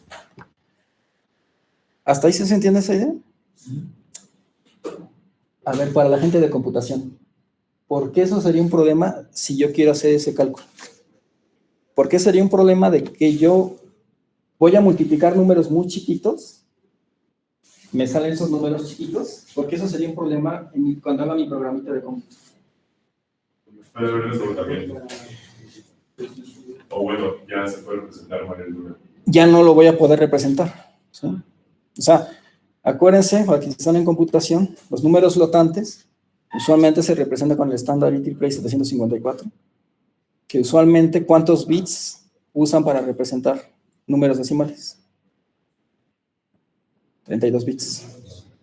O sea, y bueno, acuérdense de eso, pero está la mantisa y que hay una representación del punto flotante, etc. Pero el punto a lo que voy con todo esto es que hay, por la forma en cómo representamos números decimales en la computadora, si multiplican números muy chiquitos, muy rápido van a encontrar con un número que ya no van a poder guardar.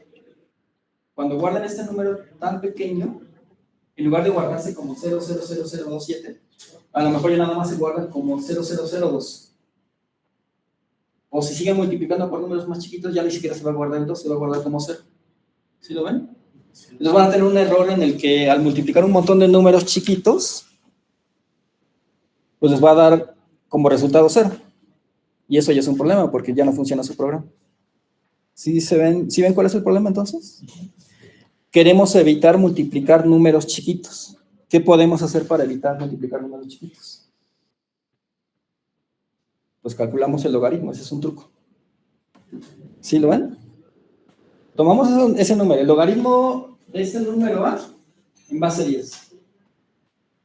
A aquí era 0.01. En base 10, ¿cuánto es? 3. El logaritmo de A de 0.001 en base 10 es 3. ¿Sí se acuerdan de los logaritmos? ¿No? Sí queda claro lo que estoy diciendo, porque a lo mejor estoy asumiendo algo que entienden, pero que igual y no. Si no, díganme, porque... ¿No? ¿Todo bien? O sea, bueno, acuérdense que el logaritmo hace... Bueno, ¿qué importa? El logaritmo básicamente se le aplica en un número chiquito y la ventaja que tiene es que no les va a dar un número más grande. Por ejemplo, aquí sí ven que 0.01 se convirtió en -3. ¿Sí lo ven? Y logaritmo de B se convirtió de 0.003, lo convirtieron a -2.5. Y logaritmo de C, que es 0.009, lo convirtieron a -2.2. ¿Sí? ¿Qué quiere decir eso? Que si yo hago entonces el logaritmo de A por B por C, por las propiedades de los logaritmos, es lo mismo que sumar estos logaritmos. ¿Sí? Y este numerito, ¿cuánto va a ser? -7.5. ¿Están de acuerdo quienes están en computación? Que -7.5 es un número que fácilmente pueden guardar.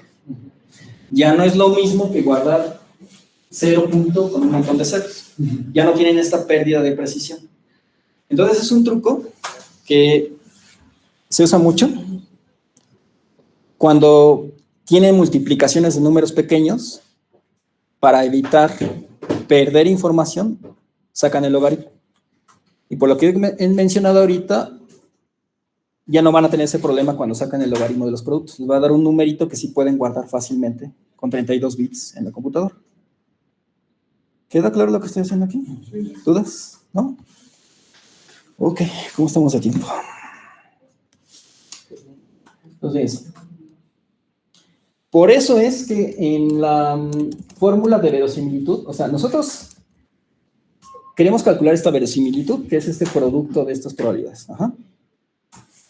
Pero si calculáramos esos productos, nos van a salir productos de numeritos muy chiquitos. Y nos va a salir en un momento un número que no vamos a poder guardar en la computadora. Entonces, ¿cuál es el truco para evitar eso? Le sacamos el logaritmo. Entonces, si le sacamos el logaritmo, por el argumento que les acabo de mencionar, esos productos se convierten en sumas y es más fácil guardar esos numeritos en la computadora. ¿Sí me siguen hasta aquí? ¿Por qué quiero hacer eso? Porque ahorita no voy a entrar tan a detalles en eso, eso lo vamos a ver en la siguiente clase, pero el algoritmo que vamos a usar para calcular ese valor máximo es un algoritmo iterativo. No es un algoritmo de que ustedes calculen una derivada por ahí explícita, sino hay un algoritmo iterativo que va a ir dándome numeritos que se aproximan al máximo, pero para que funcione, debo de poder guardar números sin pérdida de precisión. ¿Más o menos entiendo la idea intuitiva? Por eso hacemos ese truco. Por eso estamos sacando el logaritmo a estos productos. ¿Dudas hasta aquí? ¿No? Ese es el tercer paso del algoritmo de máxima verosimilitud. ¿Dudas hasta aquí? El cuarto paso. Ya que tenemos el logaritmo de la verosimilitud, que es la suma de estos productos, de estos numeritos, ¿sí? Vamos a usar una función de optimización, una técnica de optimización. Hay muchas técnicas de optimización. Ustedes, de hecho, ya conocen una desde la preparatoria. ¿Se acuerdan que en la preparatoria luego les decían, te doy una función que depende de un X, dame el valor máximo de esa función? Y aplicaban el algoritmo de máximos y mínimos para encontrar el máximo de esa función, ¿sí? Ese es un algoritmo de optimización. Están tratando de encontrar el valor máximo que alcanza una función que depende de un parámetro X, ¿sí? Lo que queremos aquí es básicamente, queremos esta función que depende de este parámetro beta, queremos determinar cuáles son los betas. Miren, para que se entienda la idea. Piensen por un momento que esta función que depende de estos parámetros betas, si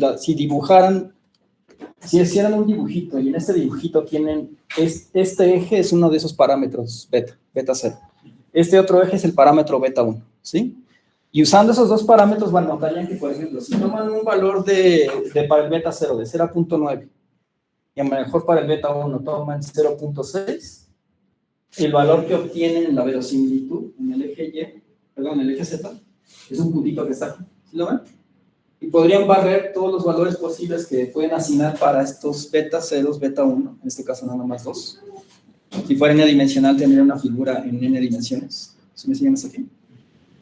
Y entonces, si se dan cuenta que esta función que depende de esos parámetros, en este caso en 3 dimensiones se vería de esta forma, o sea, tendría como una figura que tiene quizás algunos chipotitos, pero ustedes quieren encontrar de esta figura cuáles son los numeritos, cuál es el parámetro beta 0 y el parámetro beta 1 que hace que llegue uno de estos chipotitos.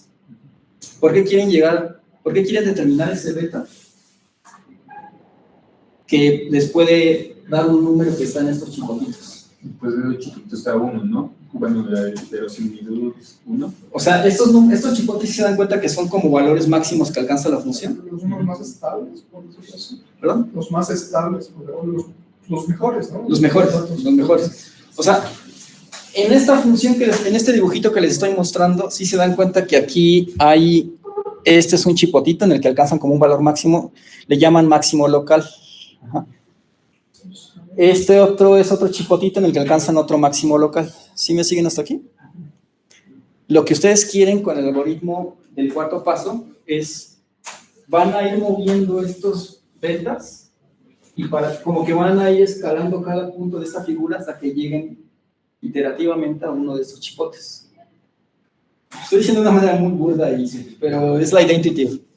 O sea, que no importaría si fuera el que está más a la izquierda o el que está más a la derecha. Bueno, recorremos con el algoritmo, por decirlo así. Ajá, esa es una pregunta muy interesante. Tú preguntas, bueno, aquí tengo dos chipotes, ¿no? ¿Sí se dan cuenta que en este tipo de figura tengo, por ejemplo, aquí un máximo local y este otro máximo local? Lo que yo quisiera es un máximo global. ¿Qué es un máximo global? el más grandote, ¿no? El chipote, de todos estos chipotes, quiere el más grandote, ¿no? ¿Sí? Ahora, vamos a ver el gradiente ascendente en la siguiente clase de detalle, pero la idea intuitiva es la siguiente. Ustedes seleccionan dos parámetros beta arbitrarios en su plan. Supongan que a lo mejor empiezan en esta esquinita, ¿sí? Y lo que hace el algoritmo del gradiente ascendente es que se va moviendo poco a poquito en esta figura. Por ejemplo, quizás podría ser a través de como un camino como este, hasta que llegan a lo alto de uno de estos chipotitos. ¿Sí se entiende la idea hasta aquí? Evidentemente, si hay varios chipotes, dependiendo de dónde empiecen, quizás lleguen a este primer chipote que no es el más grande. O si eligen un numerito más por acá, llegan al chipote que es el más grandote. ¿Sí me siguen hasta aquí? Por ahora, lo que quiero que entiendan es que el gradiente ascendente, tomando puntos de partida, se va moviendo en esta figura hasta alcanzar el máximo de uno de esos chipotitos. ¿Hasta ahí sí se entiende la idea? Ahora, regresando a la pregunta de su compañero pregunta, bueno, pero en esa figura tengo dos chipotitos, ¿no? Yo quisiera alcanzar este chipote, el más grande, ¿no? Hay una condición que se debe de cumplir. Lo que nosotros queremos es que en la figura solamente hay un chipote grandote, porque si hay chipotitos como de esta forma, puede ocurrir que por error yo llegue a un valor máximo local, pero que no es el más grandote de todos. ¿Sí me siguen? Hablaremos un poco más de esa condición en la siguiente clase, pero para asegurar eso se debe de cumplir que la función es cóncava. Esa es otra de las razones por las cuales aplicamos logaritmo. Al aplicar logaritmo, además de estos menjurjes computacionales, también aseguramos que el logaritmo de la función sigmoide sea cóncava, y al ser cóncava, podemos asegurar que no va a haber dos chipotitos, que nada más va a ser un solo chipotito máximo. ¿Sí me siguen? O sea, cuando la función es cóncava, lo veremos un poco más a detalle en la siguiente clase, pero básicamente lo que estamos asegurando es que la figura, su dibujo de la función que están escalando, es algo así, solamente tiene un chipote grandote. ¿Eso aclara tu pregunta? ¿Sí? Ok, entonces, recapitulando, ¿cómo estamos de tiempo? Sí, seguimos en el algoritmo de máxima verosimilitud. Lo que queremos es calcular las betas. Ya vimos que el algoritmo lo que hacemos básicamente es, calculamos la verosimilitud. Calculamos el logaritmo por todo lo que les acabo de comentar. Obtienes esta función de logaritmo, que es básicamente sumas de esas probabilidades. Usas un algoritmo de optimización como el algoritmo del gradiente ascendente, que veremos más a detalle en la siguiente clase, que intuitivamente lo que hace es que en esta figura que tienes, va escalando hasta encontrar un máximo local. ¿Hasta ahí me siguen? Cuando encuentras ese máximo local, ¿están de acuerdo que en este máximo local, en este chipote de aquí, los valores que tiene asociado en este teta 0 y en este teta 1, ¿están de acuerdo que son esos valores los que me interesan? Los que alcanzan ese máximo de la función. ¿Sí me estoy explicando hasta aquí? Entonces, lo que haremos con el gradiente descendente es ir recorriendo esos caminitos hasta encontrar el punto máximo y ver para esta coordenada que está aquí, cuáles fueron los valores de este teta 0 y este teta 1 que me dieron ese numerito máximo. ¿Ah? Eso es lo que me va a dejar hacer el gradiente ascendente. ¿Okay? Entonces, ahora, y ahorita ya terminamos. Entonces, para que funcione el gradiente ascendente, y eso lo veremos a detalle en la siguiente clase, para que ustedes lo puedan aplicar, para que funcione bonito, aunque es un algoritmo iterativo y que funciona con un for y unas cositas ahí que hacen de sumas muy básicas, pero para que ese algoritmo ustedes puedan asegurar formalmente que realmente va a funcionar, tienen que asegurarle que la función en la que van a aplicar el algoritmo, el gradiente ascendente, la función es diferenciable. ¿Se acuerdan qué era eso de diferenciable? ¿Alguna vez llegaron a ver este concepto de que una función sea diferenciable cuando estaban en el cálculo? No, me acuerdo. Para que ustedes puedan calcular la derivada de una función, debe de cumplir ciertas propiedades. Ustedes conocen funciones, casi todas las funciones que trabajan en cálculo de la universidad son funciones diferenciables. Por ejemplo, un polinomio x al cuadrado. Se puede probar que cumple las condiciones para que sea diferenciable. ¿Qué significa que sea diferenciable? Que pueden calcular la derivada. ¿Cuál es la derivada de x al cuadrado? 2x. ¿Cuál es la derivada de e a la x? E a la x. ¿Cuál es la derivada del seno? Coseno. O sea, hay funciones en las que ustedes pueden calcular la derivada y les sale una función. ¿Están de acuerdo con eso? No se entra mucho detalle en eso, a menos que ustedes estudien matemáticas, pero se ven justamente ciertas condiciones que aseguran que una función sea derivable bajo cierta definición. Ajá. El chiste es que si ustedes van a aplicar el algoritmo del gradiente ascendente, donde van a aplicar esta función en la que quieren maximizar, que en este caso es esta suma de logaritmos, tienen que asegurar que esta cosa sea diferenciable. ¿Hasta ahí más o menos se entiende la idea general? Sí. Y ahí es donde está el problema. Porque ahora sí, vamos a entrar en detalle de cómo calculamos esta probabilidad del vector y de y, dado que conocen este renglón x de y. ¿Sí? Entonces, tomen en cuenta eso, de que para aplicar el gradiente ascendente, esta cosa tiene que ser diferenciable. Ajá. Entonces vamos a entrar en detalles de esto de aquí. Entonces, fíjense. Vamos a recordar un poco. Esta es la probabilidad de que observen un valor y en el renglón y, dado que saben ciertos valores, los valores de x en el renglón. ¿Me siguen? ¿Qué valores puede tomar esta variable aleatoria? Bueno, este es un vector, sí, pero básicamente es un vector de una sola variable aleatoria, ¿no? Esa variable aleatoria, ¿qué valores puede tomar? 0 y 1, ¿no? Ya vemos que esta cosa puede ser 0 y 1, ¿no? Y esta x que está aquí, ya vimos que depende de los valores que tengan en su tablita. ¿Sí me siguen? Sí. Ahora, ¿se acuerdan que vimos? A ver si se ha entendido la idea hasta aquí. Pero si yo les digo, a ver, calcúlame aquí la probabilidad de que este vector aleatorio sea igual solamente cuando es igual a 1, dado que conocen estos numeritos, ¿qué pueden usar para aproximar ese valor? ¿Qué es lo que hemos estado viendo ahorita toda esta clase? El modelo de regresión logística. ¿Sí? Acuérdense.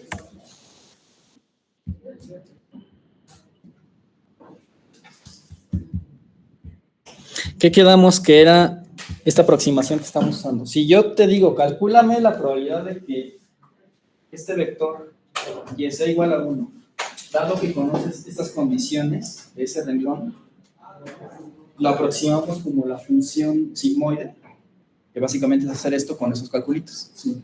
¿Sí me siguen hasta aquí? Sí. Entonces, regresando al problema de ahorita. Estamos aplicando el algoritmo de máxima verosimilitud y en particular queríamos aplicar el gradiente ascendente a esta función de aquí. Queremos aplicar el gradiente ascendente a esta suma de logaritmos de esta función, de esta probabilidad. Para que podamos aplicar el gradiente ascendente, esta función debe de ser diferenciable. ¿Sí? No voy a entrar en detalles técnicos, pero díganme ustedes, ¿cuál es el logaritmo? Perdón, la derivada del logaritmo. La derivada del logaritmo de x, ¿cuánto es? 1 sobre x. ¿Se me siguen hasta aquí? ¿Están de acuerdo que el logaritmo es diferenciable? Suma de 1 más x, ¿la derivada cuánto es? La derivada de 1 más x, ¿cuánto es? 1. ¿Están de acuerdo que sumas funciones diferenciables son diferenciables? O sea, si tú conoces una función que puedes diferenciar y la sumas con otra función que puedes diferenciar, las sumas de esas diferenciables son diferenciables. ¿Más o menos me entiendes aquí? ¿Sí? Entonces, fíjense, sabemos que las sumas de logaritmos son diferenciables. Lo que no sabemos si es diferenciable, si yo le puedo calcular su derivada, es esta función que depende de las probabilidades. ¿Me siguen hasta aquí? ¿Sí? Entonces, quedamos que esta probabilidad cuando y es igual a 1, cuando la probabilidad de y es igual a 1, ¿sí? Perdón, lo puse mal aquí.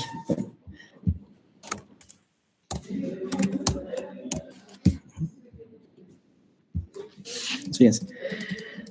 A ver. Si quieren calcular la probabilidad de y cuando es igual a 1, dado que conocen este vector, ¿sí? Eso es lo mismo que esto numerito de aquí. Y igual a 1 dado este vector. ¿Sí me siguen hasta aquí? ¿Y cómo quedamos que aproximan este valor de aquí, con el modelo de regresión logística que acabamos de hacer. ¿Sí me siguen? Que es la función sigmoide. ¿Dudas hasta aquí? ¿No? Pero imagínense que ahora les digo, ok, ahora calcúlame la probabilidad de que Y sea igual a 0. Este número de aquí. ¿Cómo calculan la probabilidad de que Y sea igual a 0?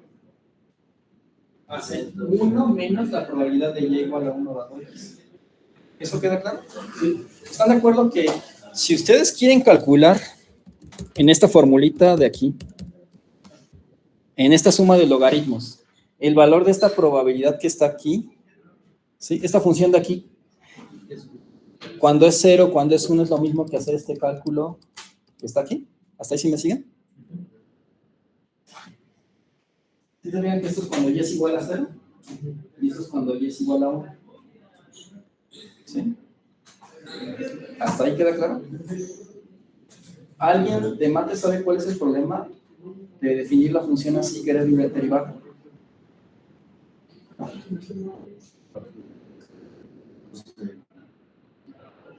Esta es una función definida en trozos. Bueno, de hecho nada más son 2 puntitos. ¿Sí? Su derivada no está definida. O sea, básicamente la función así no es diferenciable. ¿Me explico? Sí. No puedo calcular la derivada si defino mi función así de esta forma. ¿Sí? ¿Hay alguien ahí de Iztapalapa? Ajá. ¿Qué pasó? ¿Todo bien? Ah, bueno. Entonces, esta función no es diferenciable. ¿Sí me siguen? ¿Cómo estamos de tiempo? Entonces, aquí ya falló todo lo que hice. Mi algoritmo de verosimilitud me dice esto, recapitulando. Para que funcione el algoritmo de verosimilitud, tengo que seguir estos 4 pasos, ¿no? Calculé la verosimilitud, calculé el logaritmo para evitar esos problemas con los productos. Aplico un algoritmo, quiero aplicar un algoritmo de optimización para calcular esos betas que me dan el chipote máximo. ¿Sí me siguen? Pero para que funcione este algoritmo de optimización, que es el gradiente ascendente, tengo que asegurar que esta función sobre la que voy a aplicar el algoritmo ascendente, esta suma de logaritmos sea diferenciable. La suma de logaritmos es diferenciable, pero lo que no es diferenciable es esta función de probabilidad y de i, x de i, ¿sí? Si defino la función de esta forma. Si la defino la función, la probabilidad, si quiero calcular la probabilidad de que y de i sea igual a 0 y 1, y lo calculo de esta forma, diciendo, a ver y igual a 0, simplemente es 1 menos la probabilidad de y igual a 1. Cuando es 1 es este numerito que lo tienes con la aproximación de la regresión logística. ¿Sí me siguen siguiendo? Esta función no es diferenciable. Eso queda, bueno, definitivamente queda claro. Y entonces, para que funcione el gradiente ascendente, tengo que cambiar esta definición para que esta función que estoy definiendo aquí sí sea diferenciable. ¿Ok? Entonces, tengo que hacer un truquito aquí para que en esencia estoy diciendo lo mismo, pero la función ya es diferenciable. ¿Me siguen hasta aquí? Bueno, estamos ya casi por terminar la clase. Yo creo que ahorita ya es demasiada información. Entonces, déjenme ver. A ver. ¿Alguien tiene su micrófono prendido? Ah, sí, Robelo.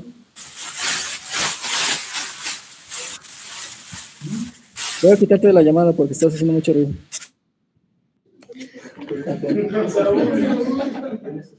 En su casa, Okay, le dicen que tenga cuidado porque eso es incómodo. Entonces, bueno, recapitulando, ya para terminar la clase. Vimos en la primera clase que si quiero hacer una predicción, necesito distribuciones de probabilidad conjunta. Necesito 2 a la n celdas para guardar. Eso no lo puedo almacenar en términos físicos. ¿Qué es lo siguiente que hago? Aproximo esa probabilidad. La probabilidad de que le guste la canción a alguien, dado esos valores, con el modelo de regresión logística, que es básicamente una sigmoide con esta multiplicación de esos betas, ¿no? El siguiente problema es, ¿cómo determino estos betas para que sean los mejores? Bueno, defino esto que se llama verosimilitud, ¿no?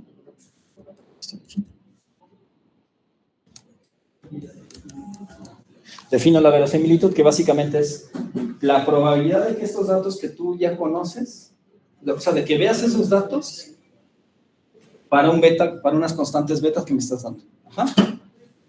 Si lo veo así, entonces la verosimilitud es una función que depende de beta, estas betas. Ajá. ¿Cómo determina estas betas? Bueno, uso el algoritmo de máxima verosimilitud, que básicamente consiste en estos 4 pasos que vimos ahorita. A ver, el primer paso era asumir que los renglones, los vectores, son condicionalmente independientes. Eso hace que sea más fácil calcular la verosimilitud como un producto de probabilidades. Calculo el logaritmo para evitarme problemas de que no pueda guardar números muy chiquitos. Transformo productos en sumas.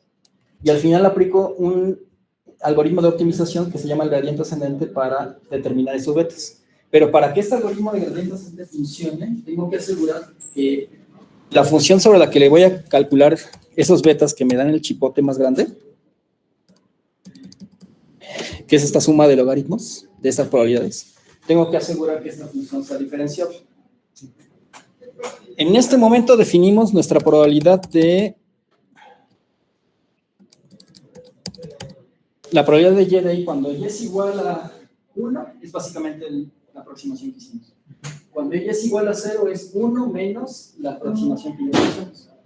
Si definimos de esta forma, esta cosa no es diferenciable.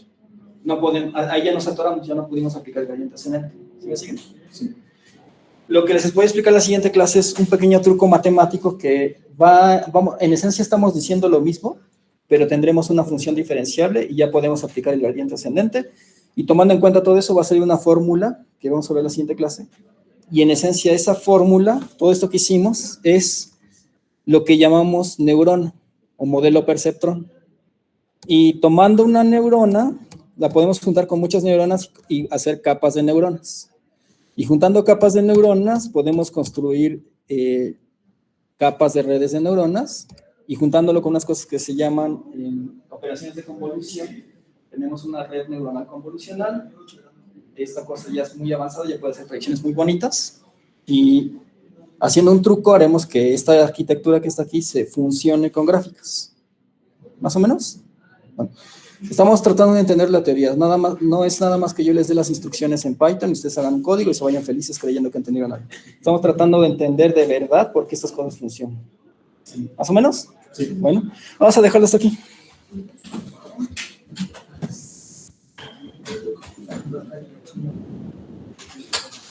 Bueno, ¿allá en Iztapalapa hay alguna duda? ¿No? No. Bueno, vamos a terminar aquí.